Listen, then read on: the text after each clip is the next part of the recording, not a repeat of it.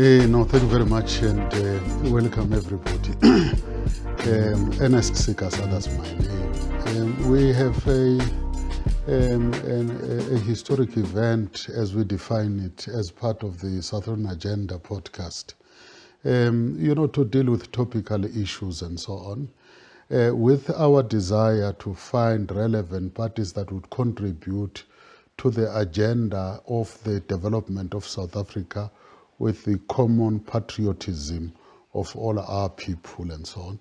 We felt it necessary, as it has given us an opportunity to go around, look for people, like-minded people who love their country, to defend the integrity, the sovereignty of the citizens of the Republic of South Africa.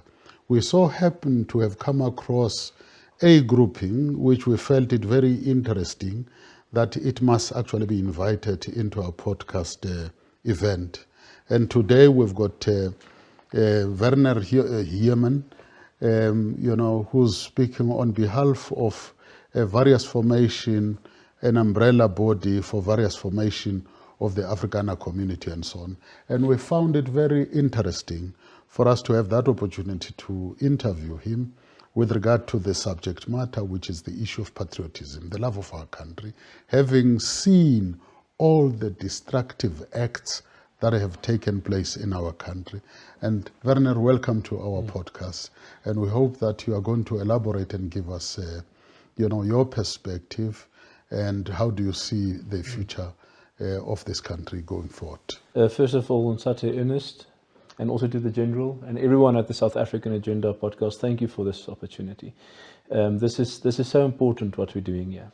We are a country, the context of the country now is one can describe it as a country in crisis, but the people of the country love this country, and the people of this country want to make it work. And us progressing and advancing towards that goal means that we must start talking to one another, and we must start finding understanding and see where can we find common ground and move forward. So thank you for this opportunity, and from our side we are very appreciative to you and the entire team for this opportunity. And a bit from my own background, I come from the northern parts of the country. I was raised in a rural community, or not in the cities. It was a farming and a mining community. And as I grew up, when you are young, you don't necessarily have all that wisdom. You just experience things, but you don't know necessarily what the meaning of it is that you experience. And as you grow older, you start asking the questions of the why questions. Why am I here? What is my purpose? What is it that I must do? And so everyone finds in a certain way their calling. Ultimately, I studied law at Potchefstroom. I became an attorney. I'm still an admitted attorney, although I don't practice as an attorney anymore. But my calling was to make a difference where I am. For me, the meaning of life would be to work on something that is larger than oneself. And through me and the organization that we do, we started in the 1990s. It first started with the Mine Workers Union that dates back to 1902. And it was formed after so many people died in the mines. And the average lifespan was something just over 30 years of age. And then when the 90s came, the previous union, it was an organization that to a large extent became outdated. It had old ideas that didn't work. It was completely engulfed in the previous regime, and we need to think anew. And that's where the leader of our movement, Flebase, he had the vision to say that we must establish institutions that have a specific focus outside of the party political spectrum, and we carry that responsibility to effect change. And through that, we started with the Mine Workers Union with not many members, and we've grown now to more than 20 institutions. We've got more than 600,000 members, almost 2 million families that are connected to our movement, and we have organized across the board. We've got a welfare institution. We have an institution that focuses on work and work protection. We've got civil rights and safety. We've got more than 10,000 volunteers across the country, 160 safety branches. We provide the necessary skill to all of them. We've got more than 150 local government branches organized countrywide to see where we can help and what we can do with regards to local service delivery. We've got a technicon called Soltech. It's a technical higher education institution. It came from 28, but we've established and built it about 3 or 4 years ago. and it's doing very well. And we've also established academia, a university, and we are going on. We are starting also with a school the next year or two. We will be building a school as well. So in all of that started with a small scale. It started with something small, and we were able to scale it. With Soltech, I can say the first 120 million rands that we got from 10 rands. So we took 10 rands of our membership funds and we put it in one fund. So 10 rands built 120 million rands. So in Afrikaans, we've got a saying going, buy our bikkies, a lot of the small things. Yeah. And we believe in that. We start small, but we believe in something and we want to have something work, and then you grow it and then you scale it. Bikkie maak meer. Yeah, you know, just to follow up and through, you know, just to follow up, Werner, you know, it's an interesting thing that we are talking about. But you see, from my point of view, having seen or experienced in other countries, by virtue of my background, I've been in African countries and I also trained as a soldier in the former Soviet Union, as USSR. But you see, the question for us, the South African Agenda podcast, to see justice, to see stability in our country. I see the Afrikaner community is doing very well. But adjacent to the Afrikaner community, there are those poor communities that are existing. And in my experience, both on a social front and otherwise, you will never, no grouping is immune from the destabilization that would originate from the poor communities, precisely because they are not experiencing any developmental programs in there. You know, what is your attitude on that? So just before that, Human, if we can maybe go back to the objectives, so that because that question will be addressed along the line, but if we can start by looking at the objectives of why you came together as a network, what are you hoping to achieve, and then perhaps move from there. Yes, maybe I can just start with a quote and we can pick it up again on the question that Ntate Ernest has asked. It was Anton Rupert, I think, who had the quote, who said, if your neighbor is hungry, you will never sleep safe. And that means that when there's poverty and hunger and hardship, it is all of our problem. It's a common problem of ours. It's not an us or a them or other. It is all of our problem. But we'll get to that again. Okay. We came together as different Afrikaner individuals, network, organizations, and we came together this past few years, and we asked the question, how do we define and see our role in the country, firstly, and secondly, what is it that we can contribute? And we said it's important for our community to actually show the country, and one can even say show the world, what is the ideals that we have, what is the views that we have, and we need to articulate it. We need to be able to convey it to everyone that sees it, because we are a proud community and we are proud of this country. We love this country, so you need to take that responsibility and articulate it. And if you see, we are also, as an Afrikaner community, we've named ourselves after the continent. Afrikaner means from Africa. The first time the word Afrikaner was uttered, I believe it was by a gentleman, actually a boy. His name was Hendrik Bribeau. He's a guy who he was up to some mischief in the Cape, and then they got him before the magistrate. And then they wanted to, through the magistrate, they wanted to start prosecuting him. And he said, and by that time there was just the English system still. And he said, you cannot prosecute me with this system. That's a foreign system. Ek ben eind Afrikaner. Ek is 'n Afrikaner. I'm not from England. So you must, if you want to prosecute me, doing it towards our own goals. So we started this relationship with the continent. As Afrikaners, we have a Western heritage, but we are African because we are from Africa. We were formed here. We are not Europeans. And it is to declare our bona fides also in this country. The first objective is to declare our bona fides, to say we are part of this continent. We are shaped by this continent. We've got only one passport. We don't have any. We're not going anywhere also. So it's a statement as well. And when we say we want to remain here, we don't merely say we live here. We have a responsibility with that. If you want to remain here, you can't just simply live here. You have a responsibility when you're here. The second objective for us with this declaration, it's 12 ideals. It stretches a lot of points. It goes from one side to the other, but it provides a sort of a clear picture of how we see ourselves and our role in the country.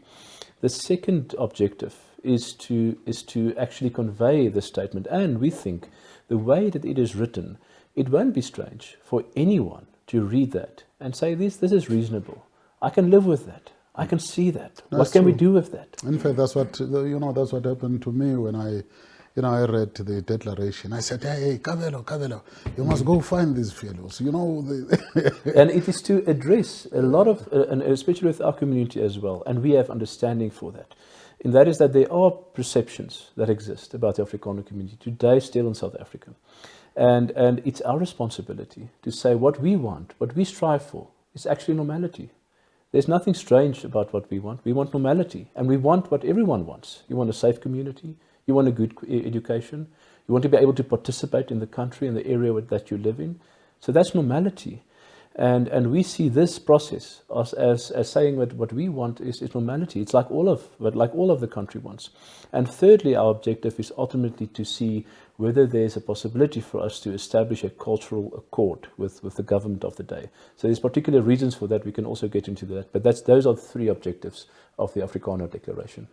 Mr. Human, at least if you can elaborate on the cultural accord that you spoke about. Firstly, by defining what you mean by a cultural accord, and secondly, by saying what you want the government to do, as you say in your declaration that you want the government to sign that accord with you. But then the third element of that is how does that enhance the other nations, because you are talking about you are specifically talking about the Afrikaners, but then you'll come to that last question after clarifying the two. No, that's an important point, and that's one of the central points in the Afrikaner Declaration. How one must understand an accord. It is actually something that is international practice. It is not something that is new. Historically, you will have accords. You have the Oslo Accords, maybe the Camp David Accords. There's quite a few examples of this in history. But the characteristics of an accord is, if we take our country as a factual setting, or we've got a passage of time of 30 years now, we are a growing democracy. We are a country that is evolving in our democracy. And we would argue this is part of the growth of a democracy. And what an accord does, as you have a passage of time and you can see how things panned out and how things work, it's actually a way of reorganizing, seeing what happened and strengthening going ahead. So it's a new understanding that you have. And that accord does not stand outside of the democratic state. It does not stand outside of the Constitution. It's completely within the bounds and the spirits of the Constitution and a democratic country to say we can have an understanding by way of an accord. So you take what happened in these 30 years, you take what lessons you can learn and say, what is it that we can do better and get some common understanding. And when one says an accord, it mustn't be necessarily viewed as the accord or this massive document that when it's signed, it just has this consequences after it. You can have many accords. In a way, we've already got quite a few accords and agreements in place with various communities in the country. We have written accords with communities in the Eastern Cape and with the Free State, where we agree on certain terms, we list our common objectives, and we say what is our working manner, what is the machine, how it operates between us. So an accord is an understanding that we can create, and what we want to achieve. If we want sustainable environment for us to, well, number one, remain in the country, and also for us to be able to contribute to the country as well. In fact, you have raised quite a number of, based on the question I asked about this cultural accord and so on. My question would be, what makes you think that the government would adhere to that or deliver on that or honor on that when to date, based on, gross disservice or failure to deliver on basic services by citizens and so on. The question is, what makes you believe or think that on this particular aspect they will deliver? But of course, secondly, don't you find it, particularly if you are to work with communities, different communities, with regard to these matters, it would be much more effective than going to government and saying, "Oh, we want an accord." So there's two questions. Yeah, maybe I can start with the second one. So you get in a accord where you can reach with communities, and this I would say is on a horizontal level. And I think all of us would agree, relations in this country on a horizontal level, people between people, is good. It's healthy. I haven't heard anyone in my age group at my work where I move say they don't have good relations. But the sourness most often comes in with a vertical relationship, with the government towards the people. That's where there's a lot of time animosity. But there can be an accord on a horizontal level, but also an accord with a vertical level. Now that is true. Government is in many instances not sufficient. They are not efficient as well. They are. There's a struggle now in how they can remain in power. But as a movement, and how we view things is, we must work with the reality of things. The reality is that you cannot wish away the government you have. True. We will discuss and have enter into bona fide discussions with any government, whether it's whether the ANC wins a majority in this next administration or coalition government. You have the reality that these are the people that make decisions that affect all of us. We cannot wish them away. And the reason why we must attempt to do this, firstly, is from a community perspective, and this can be applied to other communities as well. Regardless if you think you will be successful with government, you as a community must have the self-worth and self-respect, I want to say we have that responsibility to say what we can do. Even though there's not a government that's listening on the other side. But we still carry that responsibility, even though it might be that government it doesn't want to listen or not. And the other thing is, why we should continue to try, is history can change very quickly. And are you ready for that change? When the fall of the Berlin Wall came, nobody expected that. Yeah. It was out of the blue.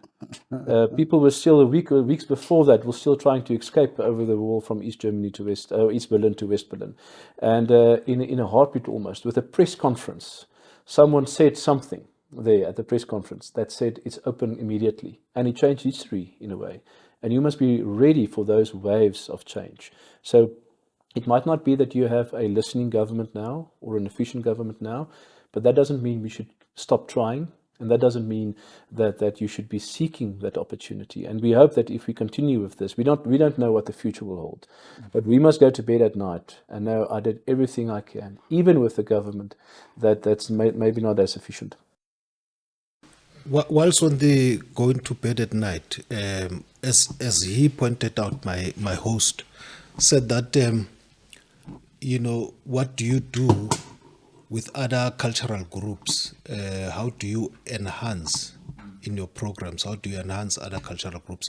But specifically with this accord, still on the aspect of the accord, the cultural accord, and how does that enhance other cultural groups? On a more broader perspective, we would hope that this pursuit of an accord would also fan out and reach many other people in the country to say that this is a different way of thinking. Maybe if we could think, what is it that we think can do better, and we can get a new understanding or a new accord. Because many communities, we are a diverse country. Western Cape is very different to Natal, to the Free State, to the Northwest, to Limpopo, to the Northern Cape. It's a vastly diverse country. And although we have the same challenges, broadly speaking, the impact of that challenges is different. It differs from region to region, from town to town where you are. So it can be that you can identify certain things that you know that when we can give attention to this and we have this new way of doing things, it can have a real difference where I live. So we hope, firstly, broadly speaking, that the fact that the cultural accord is a topic of debate and discussion, that the idea will catch on. We think that when you enter into a cultural accord, that it is something that would be offered and available to many other communities as well. It also brings communities closer together that haven't been speaking to each other or have been engaging in previous times to say, wait a minute, we've got something here. How can we work together on this? What do we have in common? So in a way, it's setting a momentum of something new. And the last thing I would say is our engagement with communities is done on the principle what we call mutual recognition and respect. So we say that it is not our place to look at another community and say, no, you must do things like we wanted to do. This is a bit of a, if you look at what happened between US and in Africa and other where you get a group that thinks that other people should assimilate with how they think it should be. So we say we're not doing that. We're not going to another group and say you must do this and we will do this for you.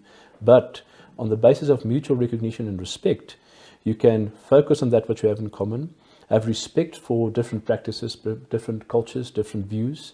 And we think there's more that binds us together than divides us. And when you get that balance right, I think then we would start flourishing as the country. And then the cultural accord would be something that will hopefully in the future be a multiple accord. There will hopefully be something that have more possibilities to us. But it gives us a new opportunity to be closer. If the balance is off, on the one side, if you look too inwards and not take into account where you live, then you have that challenge that Anton Rupert mentioned. You cannot isolate yourself. We're in this together. We're in an airplane together and the airplane is in the air. If this airplane falls, which is the country, all of us are gone. So we've got that in common. Can we talk about, remember we said the South African Agenda podcast, it's about the quest for patriotism. What is your understanding of patriotism, and how do you see patriotism manifesting in what you are doing? Patriotism is something that it's something that is burning and that is alive in people. And you can see it when they are really driven people. There's something that drives them. And a lot of what drives them is patriotism. And patriotism, I think there can be a few meanings or views on what it means, but it is a love of belonging and where you are, and to take care for that which you hold dear. This continent where we are, the people of the country, it's something that we all have in common. So it's a love for belonging, and patriotism also refers to responsibility as well. You cannot have a patriotic view on things, and at the same time, you just disengage on issues that matter most. So to answer you directly, the view of patriotism is the love you have for belonging where you are, and regardless of what happens, this is the project, this is your task to overcome this, and our joint task is to create the environment for future generations to live. That is the question that we must ask. If you're truly patriotic, it means today you are doing things so that your children can have a future. If you are doing things today that will diminish their future, you haven't done your duty. You have not acted in a patriotic way. Patriotism means what you do today, it must be for the future generations. Yeah, no, thanks. Werner, you basically covered a number of things. The question, I've listened to, I've read some philosophers. They say to move from one extreme to the other is very easy, but to maintain a state of equilibrium is very difficult. And I'm tempted to, agree on a number of things, but I'll approach it differently, I would say. Will it be correct, in your view, will it be correct if I say, having explained what you explained, particularly with regard to the issue of patriotism, and say, in South Africa, what you see is more of organizational loyalism as opposed to patriotism. Will it be correct if one says that? Is that people are more loyal to organizations to the detriment of their own country? Will I be correct? I think that is a very interesting point you raise. I think it might depend upon on the particular nature of the organizations. If you have an organization which has an ideal, because if you want to effect change, a lot of the organization, the purpose of an organization is an institution that is the vehicle to effect change. And I think the balance of patriotism would be off if the organization becomes the end goal. The organization becomes a personality and a brand, and everything, all the resources must be put into that organization to make the organization live. But they deviated from the purpose of the greater ideal. The organization must be in service of an ideal. And if you have an organization which has deviated from the ideal and focused more on the brand, I think then you will have misplaced patriotism. You would be blinded. And I think we can look at a range of organizations today where that might have occurred, where people are saying that this organization is only self-serving people. They use this as a vehicle for self-enrichment and power, but they've lost the ideals.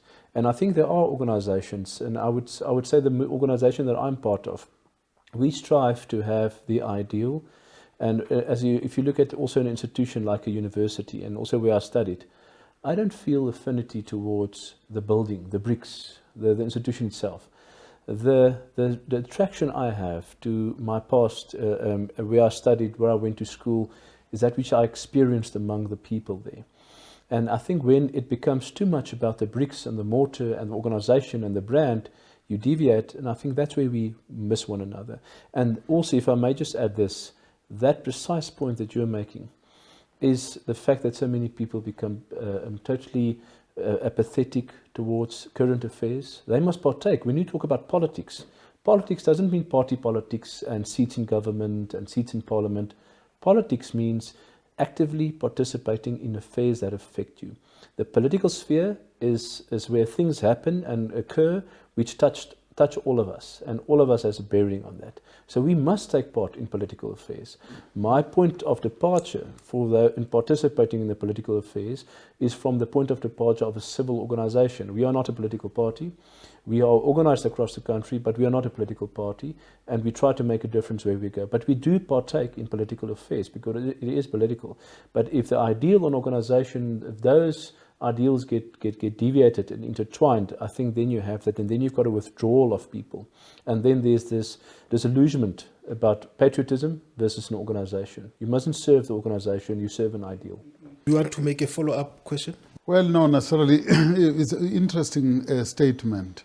For example, when you talk about that, this is what we said in the South African agenda. The point that says we want to bring about, we operate across party politics and so on. But again, that does not necessarily mean that we are not partisan. What does that mean, partisan? Meaning we are extremely pro the love of our country, patriotism and so on. But we have realized, both be it in black and in white, where people have, like for example, myself at one point, I used to call myself a wounded soldier, I participated in struggle, I did that, this and the other and so on. But you see, when you are angry, then you exude negativity. Now, I want to turn the point and, direct it to yourself, Werner, and say, the African community, when you look at them, you find that, you see, we boast, or we used to boast about South Africa having built Pelindaba, Kubek, nuclear power station, ISCO, Denel, Prasa, all of these things. Now, when you see the destruction of all of these strategic assets of our country, what is the feeling?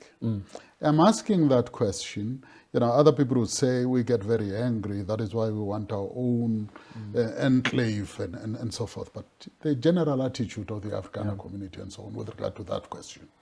I think the greatest risk for us in the Afrikaner community, but also I think going broader than the Afrikaner community, one does experience anger when you see, and I think it's only normal, when you see decay and destruction and living costs goes up. It's more and more difficult to make a mere living.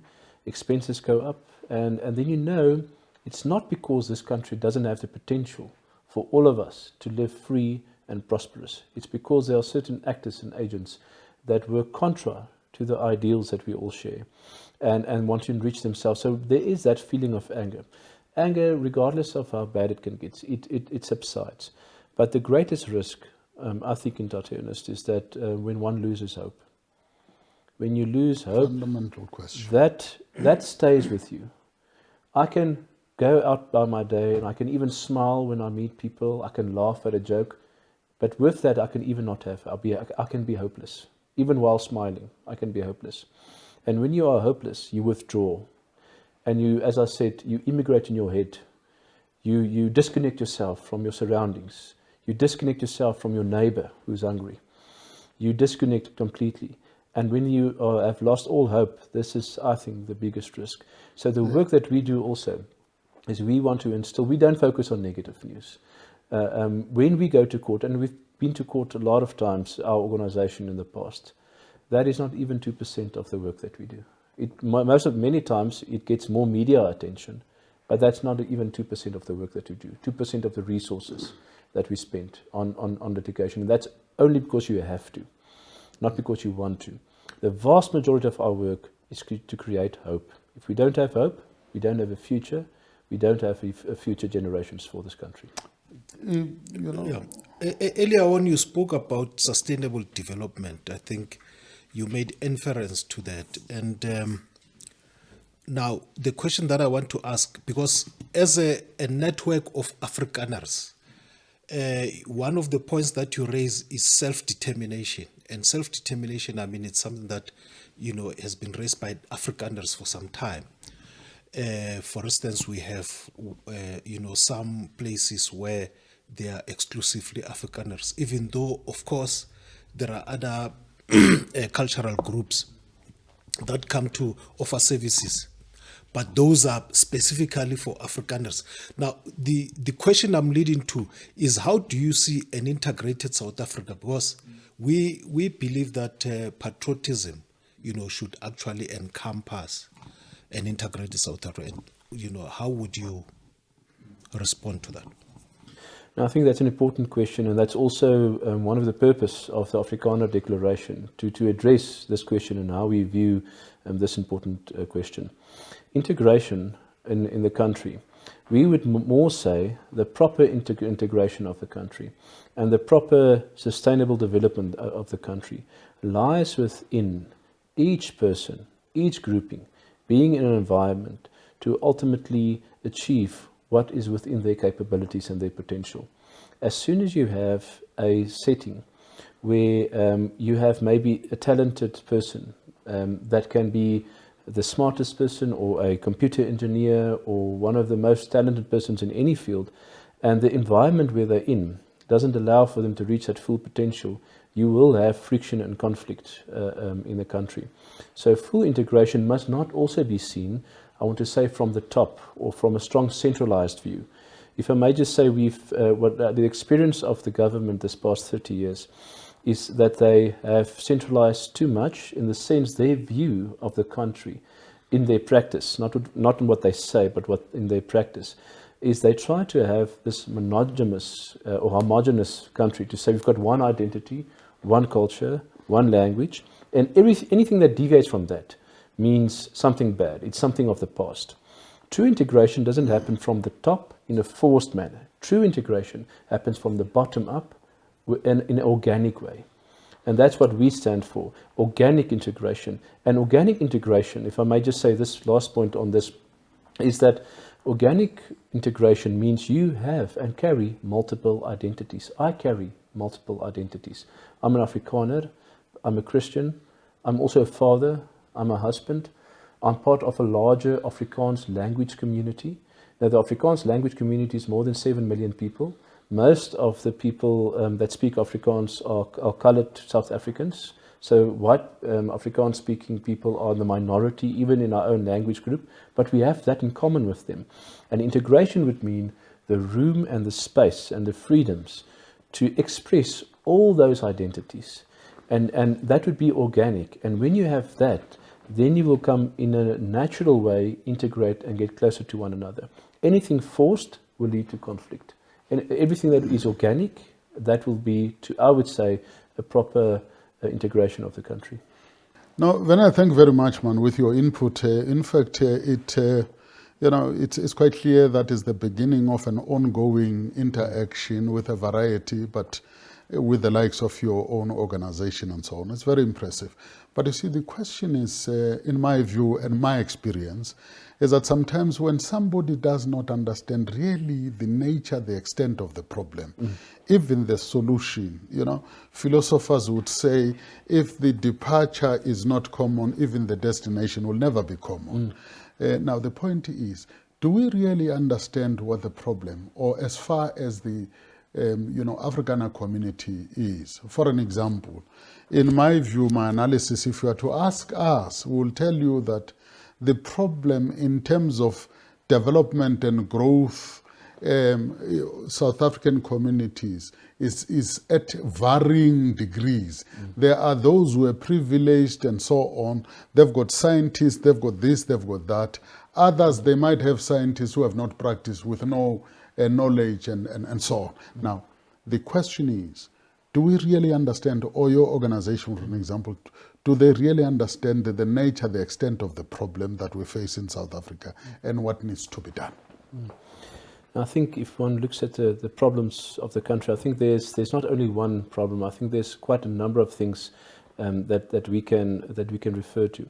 And I also believe that one must also, the relationship with problems, now speaking broadly, one must be honest with the problem. Sometimes the problem is inconvenient.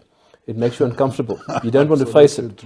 So you place it on the side, and then you work on something else that you convince yourself, I'm solving a problem, but you're not honest. And I don't want to go deep into detail, but let's take the current administrations and maybe the administrations that preceded it in this country. I think there are things, without going into detail on specific examples, that you could say that we've tried this and this doesn't work anymore, so we must do something else. And the examples that we've seen is that you get more of the same things that didn't work. And what happened then, when there was a state function, we get a lot of times as a movement, we get asked to do things with state services, but we say without state income. We've got no subsidy or any form of input. But then we are saddled up in a lot of the communities to perform actually a state function.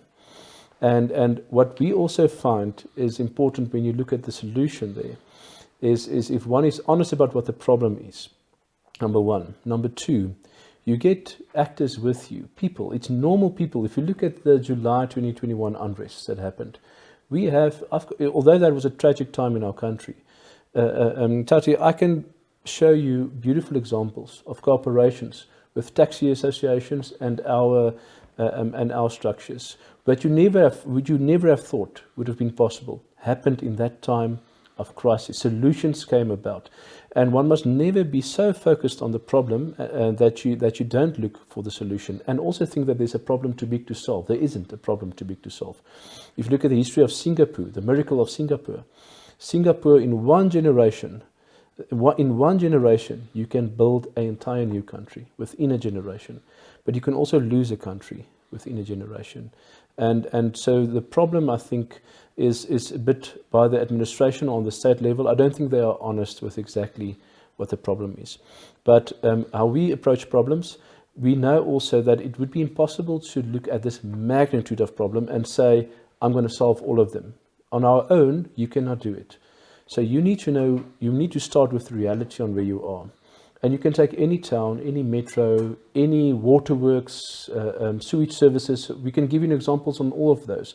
And the solution most of the time, it's not the same thing over and over. You have to see this is unique in this town, in Koster. This is unique. Here in Pretoria, at Rooiwal, the sewage works in Rooiwal in Pretoria, that is a bit unique. So we need to attend and adhere to the uniqueness of a problem. Although there's a sewage system or a waterworks problem across the country, the problem is not the same everywhere, and therefore the solution is not the same everywhere. And when you are very far away from the problem, it's very difficult from a centralized position to have a solution, a one-fit-all solution. That doesn't exist also. So focusing on solutions, it means you see, this is a unique problem where I am now. And the reason why we can get cooperation from across the board, from across different associations, because we all have an interest in it working. I've been in a court case, if I may say this, in Louis Trichardt. And the irony of Louis Trichardt was that you have dams that are full of water and the taps are dry. And the reason is there wasn't the reticulation network wasn't properly maintained. We, working with the community there, obtained a court order that compelled the municipality to do their work. And from there on, we build a new society there. They still have challenges in Louis Trichardt, but it's normal people experiencing normal problems, working together, and when a problem seems too big, somewhere the solution is there if we all direct it to that. I hope I answered the question, but it's difficult to address an entire huge problem on your own. It's too big. So you need to address the problem and how it affects you and work with others to get a solution. Can I say, no, you did, I think you did clarify and agreed. You see, normally I say, strategist, you must also entertain something that you dislike. Because nature gave you lemon and you're moaning and whinging about you liking peach as opposed to, and so on. But it's interesting. Talking of something that, entertaining something that it does not like, who are your role models? And why are they your role models? That's something I would have to think about. Please mind the cliche, but I have to refer to my father first and foremost. My grandfather, they were on a farm. He was born just before the Second World War, sometime before the Second World War. They were 11 children. So one farm, 11 children, it's not going to work. And he didn't finish school, and he went to the mines. My father was in the mine, he's still in the mining industry. And what I learned about him is the importance of relationships and the importance of dignity. When you speak to someone, you speak in dignity with someone and sincerity. And that lessons I learned from my father means that even if I sit across the table from someone with vastly different views than I have, religiously, cultural-wise, ideologically-wise, but I can hear and feel that person, and I can feel that sincerity and that point of departure. I can be friends with that person. I can make common cause with that person. And I learned that from my father. And Werner, I remember, when we stayed in Pretoria, I'm just talking about your experience about your father. My hero is my father.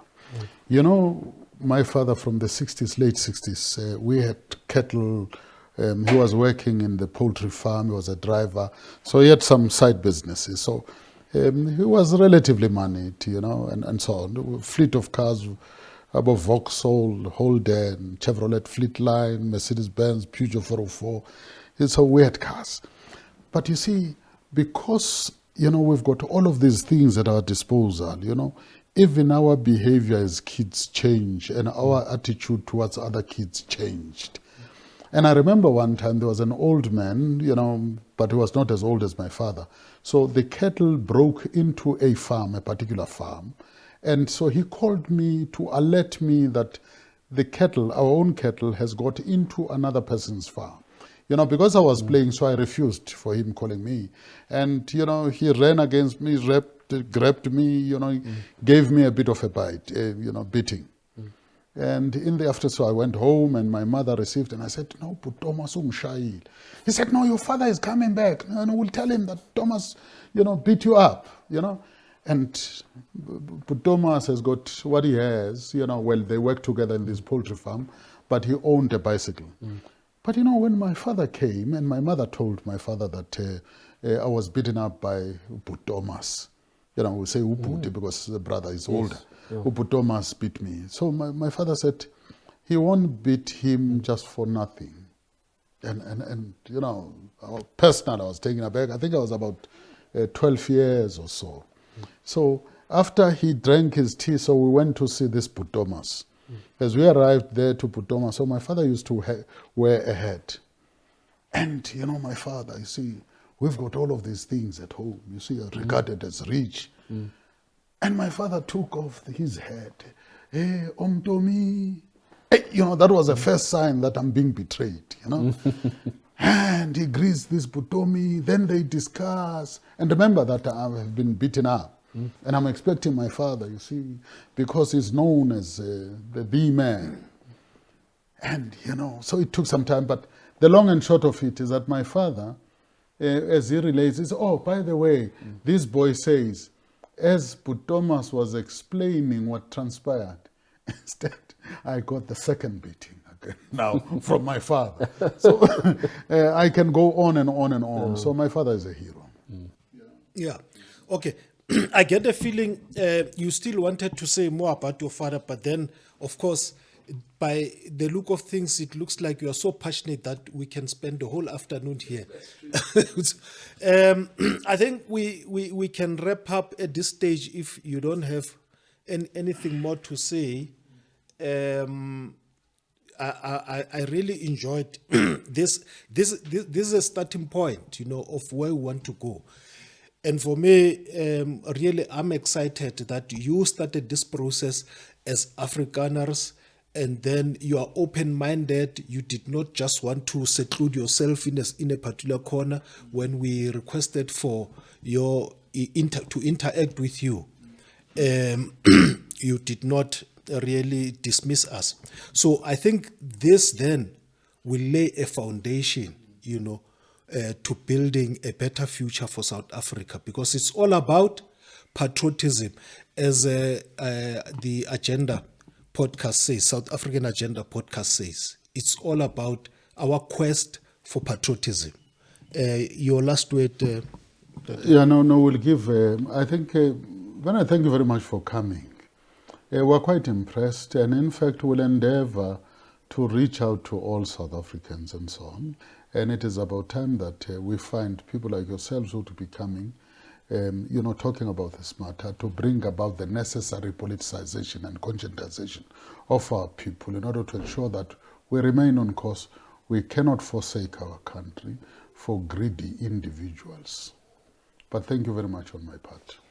And your last word, Werner, so that so that we don't close you outside, in terms of making a concluding remark. I think, thank you so much, General, and I just want to say thank you, but I think the comment that Ntate Ernest has made is very fitting to conclude this wonderful discussion. So I think I'll leave with that last comment from Ntate. I think that was a good summation. That's humbling. Thank you very much. Thank you very much, ladies and gentlemen.